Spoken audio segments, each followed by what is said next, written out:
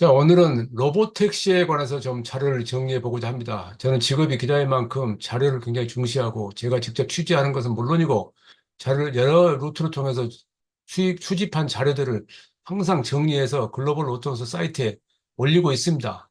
오늘은 최근에 테슬라가 로보택시를 당초 8월 8일 날 발표할 것이라고 했던 것을 2달 연기한 것을 계기로 지금 전 세계 로보택시 현황을 짚어보고자 합니다. 테슬라가 출시하고자 하는 로보택시는 지금까지 알려진 바로는 스티어링 휠이나 페달이 없는 완전 주행 레벨 5에 해당하는 것으로 알려져 있습니다. 그 외에는 별로 정보가 없습니다. 오른쪽에 사진 정도가 좀 나오고 있는 상황이고요. 이번에 연기한 배경에는 자율주행 시스템, 반도체가 될지 아니면 소프트웨어가 될지 모르겠지만 그와 관련이 있는 것으로 추측을 할 뿐입니다. 그 전에 포브스가 테슬라의 자율주행에 대해서 로보택시에 대해서 다음과 같이 제시하고 있습니다. 테슬라는 새로운 엔드-투-엔드 머신러닝 접근 방식이 그 격차를 메우는 데 도움이 되길 바라지만 지금으로서는 검증되지 않은 가정이라고 지적을 했습니다. 또 아무도 테슬라의 현재 성과 수준에 목숨을 걸어서는 안 된다는 그런 상당히 높은 톤의 지적을 하기도 했습니다. 어쨌든 그럼에도 불구하고 테슬라의 자율주행은 많은 발전했습니다. 제가 2018년에 처음 접했던 모델 S의 스크린 화면하고 지금 왼쪽 아래 보이는 스크린 화면하고 어마어마한 차이입니다. 자동차의 형태 인식은 물론이고 보행자, 나바콘, 또 도로의 상황까지 모두 카메라로 인식을 합니다. 여기에는 라이다가 없습니다. 그럼에도 불구하고 실질적으로 이 소비자들의 평가, 사용자들의 평가에 의하면 다른 자동차 회사들 것보다는 기술이 앞섰다고 말하고 있습니다. 그것은 검증할 수 없는 겁니다. 그건 어디까지나 개인의 주관적인 평가일 뿐입니다. 그럼에도 불구하고 테슬라가 자신을 가지고 있는 것은 지금까지 자율주행 누적 주행 데이터가 72억 마리 넘었다라는 것 때문입니다.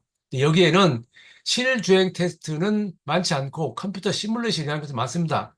자동차 회사들은 자동차의 여러 가지 시험을 할 때 실주행 테스트 비율이 완성차 회사들은 약 30%에 불과하는데 포르쉐 같은 경우는 70%, 80% 넘게 실주행 테스트를 하고 컴퓨터 시뮬레이션을 가능한 줄입니다.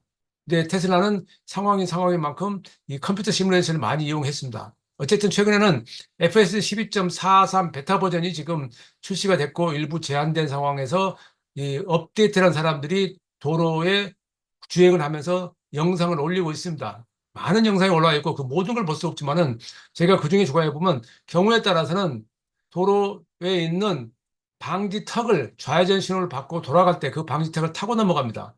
또는 주차할 때 후진할 때 그 뒤쪽에 있는 방지턱을 밟기도 합니다.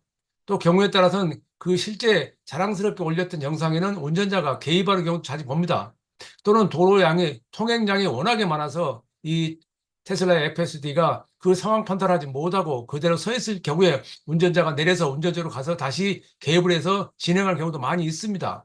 또 오른쪽과 왼쪽으로 갈라지는 도로에서 그 도로를 정확히 파악하지 못해서 또 오류를 범하기도 합니다. 근데 이런 것들이 이렇게 많은 오류가 있음에도 불구하고 28년과 비교하면 어마어마한 발전이 있었고 테슬라는 이 기술의 발전을 단계적으로 하는 게 아니라 계단식으로 하는 게 아니라 꾸준하게 하나씩 수정하는 방식으로 하는 것 같습니다. 그 방식을 딥러닝이나 뭐 엔드투엔드 방식으로 AI를 추가한다고 하는데 어쨌든 그런 것들이 앞으로 어떻게 나타날지는 로보택시가 출시된다면 그때 또 평가할 수 있을 것 같습니다. 자, 그러면 이 자율주행이 미국과 중국 그리고 한국, 유럽에서는 어떤 식으로 진행되고 있는지 그 데이터를 좀 정리해 보겠습니다. 미국에서는 2020년에 웨이모가 미국 애리조나주 피닉스에서 유인 로보택시, 그러니까 안전 운전자가 있는 로보택시 시험 운행을 시작하면서 그 시작을 했습니다. 그리고 2022년 6월부터는 GM이 크루즈라는 그 브랜드에서 운전자가 없는 로보택시를 오후 10시부터 다음날 오전 6시까지 또 악천후 시에 불가능한 상황에서 조건적 상황에서 운행을 시작했습니다. 현재 미국에서 로보택시가 운행할 수 있는 도시는 피닉스, 라스베가스, LA, 샌프란시스코 등입니다. 물론 모든 지역이 아닙니다. 일부 지역에 제한되어 있는 상황입니다. 그리고 앞으로는 버팔로하고 워싱턴 DC, 애틀랜타 등으로 차례로 추가할 것이라고 합니다. 그리고 현재 운행하고 있는 브랜드는 웨이모, 크루즈, 월마트, 죽스 등입니다. 테슬라는 여기 없습니다. 그리고 이 자율주행차 관해서 사고 데이터를 좀 짚어볼 필요가 있는데요. 2022년 말 기준으로 랜딩 트리가 발표한 자료입니다. 이 자료에 따르면 테슬라는 그때까지 약 1000건, 994건의 사고를 발생을 했다고 합니다. 그리고 1000명당 23건 정도 사고 발생했다고 합니다. 이 사고는 픽업 트럭인 다치 램의 22건, 스바루의 21건 거의 비슷한 수준입니다. 이런 데이터가 발표된 이후로 테슬라는 2022년 말부터 사고 데이터 발표를 멈춰버렸습니다. 그건 분명히 지적하고 넘어갈 대목입니다. 또 웨이모 같은 경우는 지금까지 알려진 바로는 가장 사고가 적다라고 돼 있습니다. 근데 웨이모 자체가 발표한 것은 충돌 사고가 57% 감소했고 부상 사고가 85% 줄었다고 합니다. 또한 100만 마일 운행 중에서 18건의 충돌 사고가 있었고 20건의 경미한 접촉 사고가 있었다고 보고하고 있습니다. 네, 아시겠지만 웨이모는 이 로보택시에서도 속도를 35마일로 제한하고 있습니다. 네, 저속으로 달리고 있기 때문에. 그런데 테슬라는 운전자들이 속도를 세팅할 수 있어서 상황이 좀 다르죠. 어쨌든 지금은 안전 운전자가 있는 상황에서 안전 운전자가 없는 로보택시로 바뀌고 있는 상황입니다. 미국이 그렇고 있고, 그것이 앞으로 미국은 이제 정부 차원에서 연방 정부가 이걸 규제하는 것이 아니라 이 각 주정부에서 규제하기 때문에 앞으로 상황에 따라 달라질 수 있겠습니다만은, 실질적으로 우리가 오해하지 않아야 될 것은 미국의 자동차 속도 제한은 50마일, 55마일에서 65마일 가량입니다. 주마다 이것도 역시 다르죠. 그런데 가끔 테슬라의 자율주행 영상을 보게 되면 120km까지, 그러니까 70마일, 80마일까지 가는 경우도 볼 수 있습니다. 그거에 대해서 그냥 무시하고 넘어가 안 되고, 가끔 그 속도에서도 코너링을 하는데 그냥 돌아가 버린다. 속도를 줄이지 않고. 근데 저도 시승을 많이 합니다만 지금 일반 자동차의 ADAS2, ADAS3에서도 그 정도의 속도는 충분히 코너링을 할 수 있습니다. 그러나 과연 그것이 모든 조건에서 안전할지에 대해서는 확답할 수 없는 상황입니다. 말씀드렸듯이 이 속도 제한의 문제, 또 자동차가 실제 도로 주행 시에 나타나는 다양한 환경을 어떻게 지금 극복해 나갈지는 지금 앞으로도 풀어야 할 숙제로 보입니다. 그리고 중국은 로보택시에 관해서, 자율주행에 관해서 정부 차원에서 육성을 하고 있습니다. 중국은 2004년에 중국 제조 2025라는 제조업 육성 정책을 발표했죠. 거기에 첨단 제조 10대 집중 육성 사업 중에 자율주행 산업을 다시 포함시켰습니다. 현재 중국의 로보택시가 운행 가능한 도시는 2021년 12월부터 17개 도시가 시작됐고요. 물론 그때는 안전운전자가 있었습니다. 시범 구역도 정해져 있었습니다. 그해 우한하고 충칭, 베이징, 상하이, 광저우 등 16개 도시가 여기에 해당이 되고요. 2022년 8월에는 운전자 없는 무인 로보택시가 선전에서부터 허용되기 시작했습니다. 현재 운행 브랜드로 가장 앞서 있는 것은 바이두입니다. 바이두는 2013년에 아폴로 프로젝트를 시작했습니다. 그리고 꾸준히 발전시켜 왔고 2021년에 베이징 자동차하고 합작으로 개발한 아크폭스라는 브랜드의 5세대 로보택시 탑재 시스템을 출시하면서 실제 운행을 시작했습니다. 그리고 아폴로고라는 앱을 통해서 차를 호출할 수 있어요. 아폴로고는 1억 1000km 주행을 완료했고 올해 5월 말 기준입니다. 그리고 승차 횟수가 600만을 넘었답니다. 바이든은 2025년까지 65개 도시, 2030년까지 100개 도시로 이 지역을 넓힐 것이라고 지금 밝히고 있습니다. 그 외에 이제 포니 A가 기술적으로 가장 앞서 있다는 평가를 받고 있는데 아직은 로보택시에 대한 구체적인 데이터는 지금 제가 찾지를 못했습니다. 다만 3,200만 킬로미터의 실주행을 했다라고 하는 데이터가 있고요. 상하이 자동차는 모멘트하고 협력을 해서 2021년부터 자율주행 기술을 개발하고 있습니다. 여기는 물론 지금 로보택시 내용은 아닙니다. 샤오평도 내비게이션 가이드 자율주행을 3,000km를 완료했다. 주로 이거 샤오평의 특징적인 것은 테슬라처럼 카메라만으로 한다라는 것이 다른 버린다고 다른 점입니다. 중요한 것은 이 샤오펑은 자체적으로 SoC, 시스템 온 칩, 그러니까 반도체, 시스템 반도체를 자체 설계했고 완성 단계에 있다고 하는 점을 주목할 필요가 있을 것 같습니다. 또 중국에서 위라이드라는 회사가 중요한데 이 위라이드는 주로 미니버스, 로봇버스에 중점을 두고 있는데 이미 이 네몽고라든가 아랍에미리트에 진출해 있고요. 청소차도 운행하고 있고 전 세계 30개 도시에서 운행을 하고 있다고 발표를 하고 있습니다.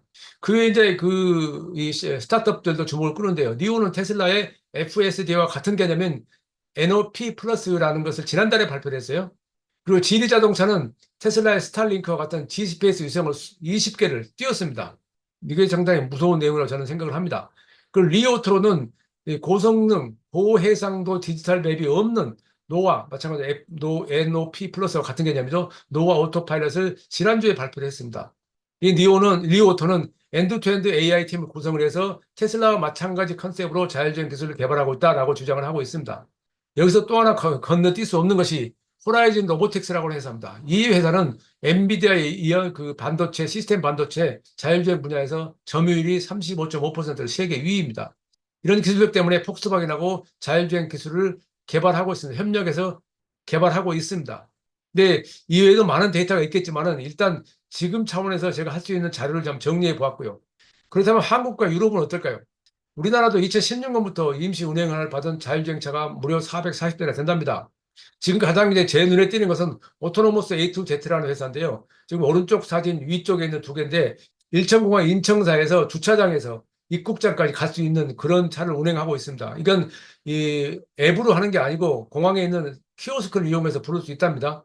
근데 지금 왼쪽 사진에 보시다시피 운전석에 아무것도 없이 모니터만 있습니다. 그러니까 레벨 5를 시행하고 있는 것이죠. 이 오토노머스 HZ는 이미 작년인가요? 대구 국제 모빌리티 전시회에서 그런 형태의 PBV 목적 기반 자동차, 그러니까 셔틀버스 형태를 보였었는데 이건 운송용도 개발하고 있고 상당히 많은 지금 주목을 끌고 있습니다. 그래서 경기도 안양에서 18선 버스를 일부 노선에 투입을 하고 있고 대구에서 택시도 또는 20톤 화물 트럭도 지금 운행하고 있습니다. 이 경복궁하고 청와대 일대로 오가는 자율주행 버스도 있다고 들었는데 저는 한 번도 지금 경험을 하지 못했습니다. 또한 현대자동차하고 소프트웨어 디파인드 비클에서 협력을 하고 있는 42다시라는 회사도 지금 왼쪽의 사진 중 왼쪽 아래에 있는 그 미니버스를 시험 운행을 하고 있습니다. 그 오른쪽 사진은 안양에서 운영되는 시내버스인데요. 시내버스 일부 구간, 일부 시간에 한해서 이런 미니 자율주행 버스 운행되고 있는데 물론 아직은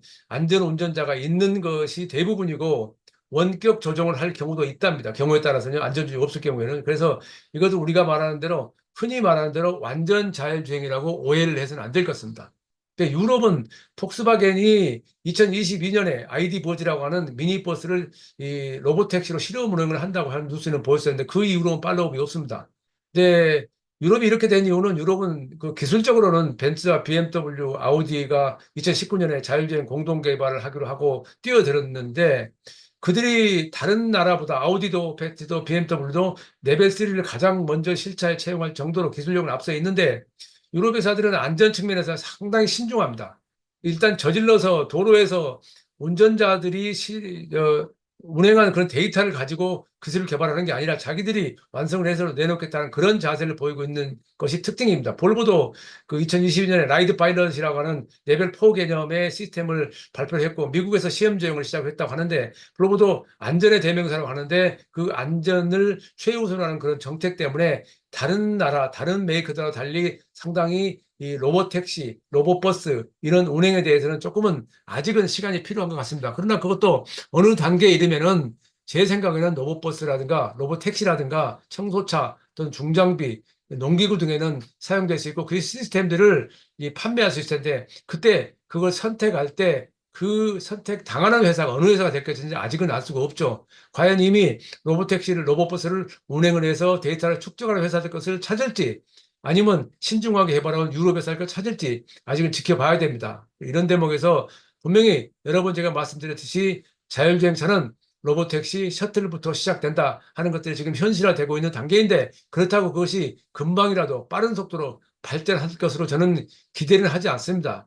이것은 분명히 자동차 사고가 이 자율주행차가 택시든 버스든 승용차든 일반 운전자가 운전하는 것보다 사고가 적다고 해도 그것이 실제 현실로 나타났을 경우에 그에 관한 법적, 보험, 다양한 문제들이 앞으로 다양한 사회적 문제를 야기하기 때문에 그렇게 쉽게 가지는 않을 것입니다. 저는 중국이 저렇게 빠른 속도로 로봇택시를 운행하고 있는 것에 대해서 지금 신기하기도 하고 기술력에서 앞서 있다는 것을 놀라기도 하면서도 조금은 위험한 시각으로 바라보고 있는 것은 사실입니다. 어쨌든 현 상황에서 로봇택시가 어떤 상황인지 한번 정리해 보았습니다. 최영석의 글로벌 인사이트 오늘은 여기서 마치겠습니다.